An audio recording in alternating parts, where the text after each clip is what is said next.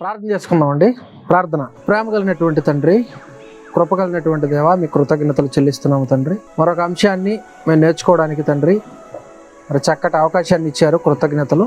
మరి మీ మాటలు ఆలోచించబోచుండగా మరి తోడుగా ఉండి నడిపించమని, ప్రతి మాటను పరిశీలించి తండ్రి మీరు తెలుసుకొని మీ కొరకు ఉన్నతంగా బ్రతకడానికి సహాయాన్ని దయచేయమని క్రీస్తు పేరిట ప్రార్థన సమర్పిస్తున్నాను తండ్రి.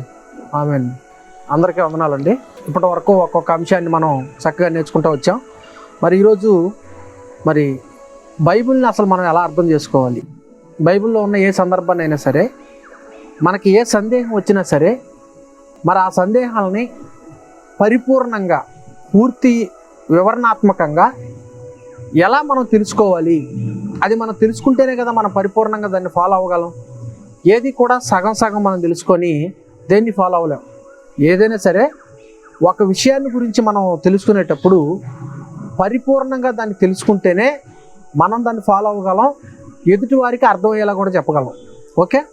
మరి బైబిల్ విషయానికి వచ్చేసరికి ఈరోజు బైబిల్ అనేటటువంటిది ప్రతి ఒక్కరి చేతిలో ఉంది. బైబిల్ మరి బైబిల్ ప్రతి ఒక్కరి చేతిలో ఉన్నప్పటికీ ఎంతమంది ఈ బైబిల్ని చదువుతున్నారు, ఒకవేళ చదివితే ఎంతమందికి బైబిల్ బాగా అర్థమవుతుంది, ఒకవేళ చదివితే ఏ కోణంలో దాన్ని అర్థం చేసుకుంటున్నారు అని ఇలాంటి చాలా ప్రశ్నలు వస్తూ ఉంటాయి. ఈరోజు బైబిల్లో ఉన్నటువంటి విషయాలను ఒక్కోలా చెప్పడానికి కారణం ఏంటి అంటే బైబిల్ని సరిగా అర్థం చేసుకోవడం అనేది రాకపోవడం. ఇప్పుడు ఫర్ ఎగ్జాంపుల్కి 2 రెళ్ళు ఎంత అని మీరు ఎవరినైనా అడగండి, ఒకే సమాధానం ఉంటుంది ప్రపంచం అంతా. నువ్వు ఏ దేశానికి వెళ్ళి అడిగినా, ఎక్కడికి వెళ్ళి అడిగినా 2 రెళ్ళు 4 అంటారే తప్ప 3, 5 అని ఎవరు చెప్పరు. అలాగే బైబిల్లోకి వచ్చేసరికి దేవుడు ఏ విషయాన్నైనా బైబిల్లో చెప్పే విధానాలు మారచ్చు, దేవుడు చెప్పాలనుకున్నటువంటి విషయం అయితే మారదుగా. కనుక ప్రేమైనటువంటి వారులారా, బైబిల్ని ఎలా అర్థం చేసుకోవాలి అనేటటువంటి దాన్ని మనం ఆలోచిద్దాం. ఫర్ ఎగ్జాంపుల్కి బైబిల్ చదివేటప్పుడు మనకి ఎలాంటి అవగాహన ఉండాలి. బండి తోలేటప్పుడు ఒక అవగాహన ఉంటుంది, వంట చేసేటప్పుడు ఒక అవగాహన ఉంటుంది, ఏది ముందు వేయాలి ఏది వెనక వేయాలని అవగాహన ఉంటుంది. అంటే మనం నేర్చుకునే ప్రతి దానికి ఒక పద్ధతి ఉంది.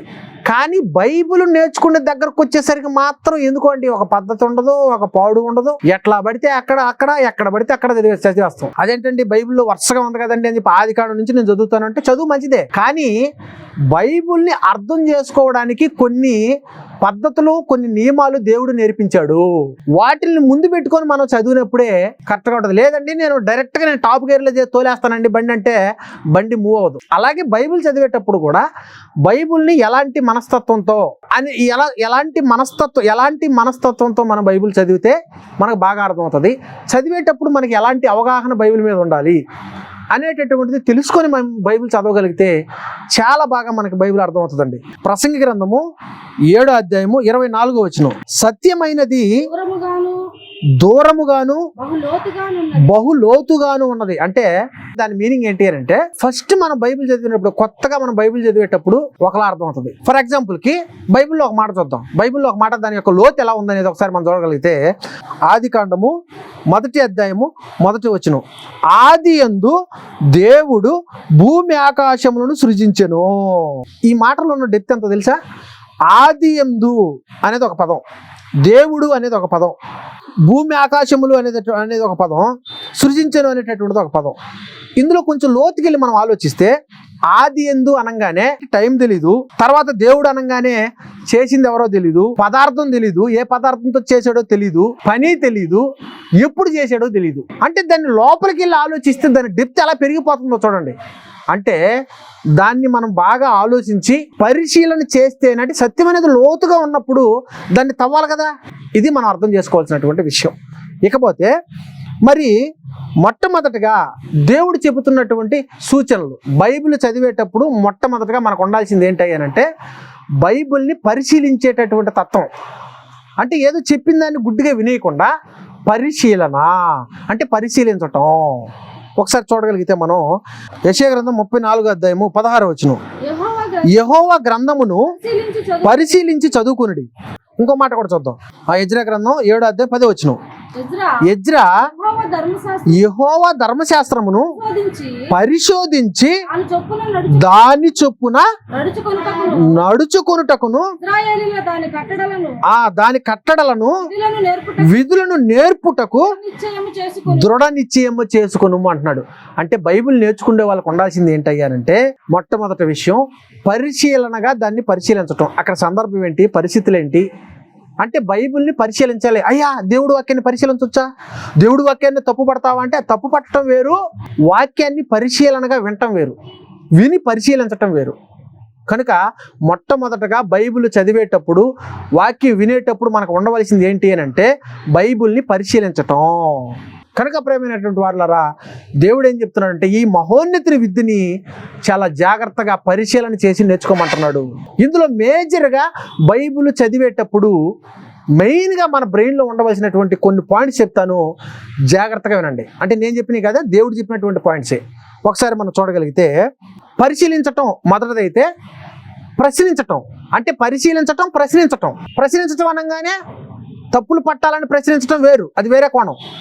అర్థం కాకపోతే అడిగి తెలుసుకోవటం. ప్రశ్నించటం వల్ల ఏమవుతుంది అంటే మనకు కావాల్సినటువంటి సమాచారం ఇంకా పూర్తిగా వస్తుంది. ఓకే, ఒకసారి చూద్దాం. యేసుక్రీస్తు తన 12వ ఏట బోధకుల మధ్య కూర్చుండి ధర్మశాస్త్రానికి సంబంధించిన విషయాల్లో ప్రశ్నలు అడుగుతున్నట్టు వాళ్ళని ఒకసారి చూద్దాం. లోకాసు వార్త 2వ అధ్యాయము 46వ వచనం. 3 దినములైన తరువాత ఆయన దేవాలయములో బోధకుల మధ్య కూర్చుండి వారి మాటలను ఆలకించుచు వారిని ప్రశ్నలు అడుగుచుండెను. అంటే యేసుక్రీస్తు బోధకుల మధ్య కూర్చొని వారిని ప్రశ్నలు అడుగుచుండెను. అంటే ప్రశ్నలు అడగడంలో తప్పు లేదు. ఎవరైనా సరే తప్పులు పట్టాలని ప్రశ్నలు మీరు అడిగితే ఏ ఒక్కదానికి కూడా సమాధానం తెలుసుకోలేరు, మహోన్నతిని విద్యని మీరు నేర్చుకోలేరు. ఎప్పుడు తప్పులు పట్టే వాళ్ళు కానీ మిగిలిపోతారు. ఎప్పుడు కూడా బైబిల్లో తప్పులు పట్టాలని, ఎదుటి వాళ్ళకి ఎంత జ్ఞానం వచ్చా, నేను అడిగితే కరెక్ట్గా చెబుతాడా లేదా, లేదంటే ఎక్కడైనా దొరికిపోతాడా అన్నటువంటి తప్పులు పట్టాలనే ఉద్దేశంతో అడిగితే కనుక మీరు అసలు తెలుసుకోలేరు, మీకు సమాధానాలు దొరకబడవు. కనుక ప్రేమైనటువంటి వాళ్ళారా మహోన్నతిని విద్యని గొప్పగా పరిశీలించాలి, నేర్చుకోవాలి, ఫాలో అవ్వాలి, పరిశుద్ధంగా మారాలి, దేవుని కొరకు ఉన్నతంగా బ్రతికి ఆయన్ని ఆనందపరచాలి అన్న ఉద్దేశంతో నేర్చుకునే ప్రయత్నం చేయండి. దానికోసమే ప్రశ్నించండి. అప్పుడే మహోన్నతిని విద్యను మీరు గొప్పగా నేర్చుకోగలరు. కనుక ప్రేమైనటువంటి వాళ్ళరా ప్రతి ఒక్కరు కూడా చక్కగా బైబిల్ని నేర్చుకుంటారని, చక్కగా అర్థం చేసుకుంటారని కోరుకుంటూ నా మాటలు ముగిస్తున్నాను. ప్రార్థన చేసుకుందాం. ప్రేమగల తండ్రి, కృపగల దేవ, కృతజ్ఞతలు చెల్లిస్తున్నాము తండ్రి. ఎవరికి లేనటువంటి గొప్ప విషయాలు తండ్రి మాకు ఇస్తున్నారు, అందుని బట్టి కృతజ్ఞతలు చెల్లిస్తున్నాం. ఎంతోమందికి తండ్రి ఈ అవకాశం ఉన్నా ఉపయోగించుకోలేనటువంటి పరిస్థితుల్లో ఉంటున్నారు తండ్రి. మీరైతే మాకు గొప్పగా దాన్ని ఉపయోగించుకునే అవకాశాన్ని ఇచ్చారు. మీ మాటలు వింటున్న బిడ్డలందరూ దీవించండి. చక్కగా తండ్రి మీ మాటలు తెలుసుకొని మిమ్మల్ని చక్కగా అర్థం చేసుకొని మీ కొరకు ఉన్నతంగా బ్రతకడానికి అనేక మందిని తండ్రి మీ వైపు నడిపించడానికి సహాయాన్ని దయచేయమని, జ్ఞానవంతులుగా తండ్రి మీ బిడ్డలందరినీ తీర్చిదిద్దమని క్రీస్తు పేరిట ప్రార్థన సమర్పిస్తున్నాను తండ్రి. ఆమేన్.